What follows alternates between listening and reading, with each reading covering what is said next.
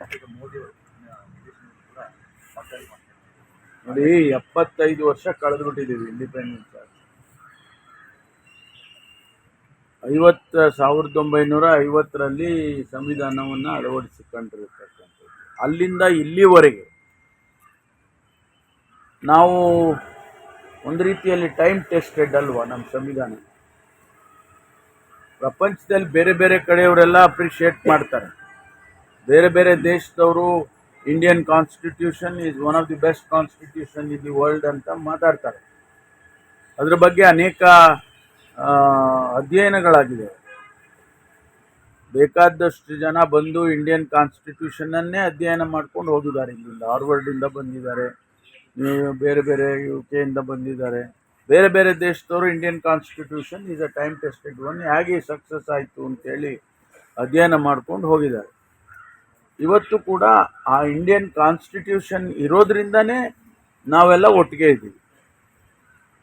ನಾವು ಬೇರೆ ಭಾಷೆ ಮಾತಾಡ್ತೀವಿ, ಬೇರೆ ಸಂಸ್ಕೃತಿ ಇದೆ, ಮತ್ತು ಬೇರೆ ಬೇರೆ ಬಟ್ಟೆ ಹಾಕ್ತೀವಿ, ಬೇರೆ ಬೇರೆ ಊಟ ಮಾಡ್ತೀವಿ, ಆದರೂ ನಾವು ಒಂದಾಗಿದ್ದೀವಿ. ಅದಕ್ಕೆ ಮುಖ್ಯ ಕಾರಣ ಏನಪ್ಪ ಅಂದರೆ ಸಂವಿಧಾನ. ಅದನ್ನೇ ಇವರು ಪ್ರಶ್ನೆ ಮಾಡೋದಕ್ಕೆ ಹೊರಟ್ರೆ, ಯಾರು ಹೇಳಿದ್ಯಾರು? ಸಂವಿಧಾನವನ್ನು ಬದಲಾಯಿಸ್ತೀವಿ ಅಂತಕ್ಕಂಥ ಮಾತುಗಳನ್ನು ಹೇಳಿದವರು ಯಾರು? ಭಾರತೀಯ ಜನತಾ ಪಾರ್ಟಿಯ ಸಂಸದರು, ಭಾರತೀಯ ಜನತಾ ಪಾರ್ಟಿಯ ಮುಖಂಡರುಗಳು ಇಡೀ ದೇಶದಲ್ಲಿ ಆ ಹೇಳಿಕೆಗಳನ್ನು ಕೊಟ್ಟಿದ್ದಾರೆ.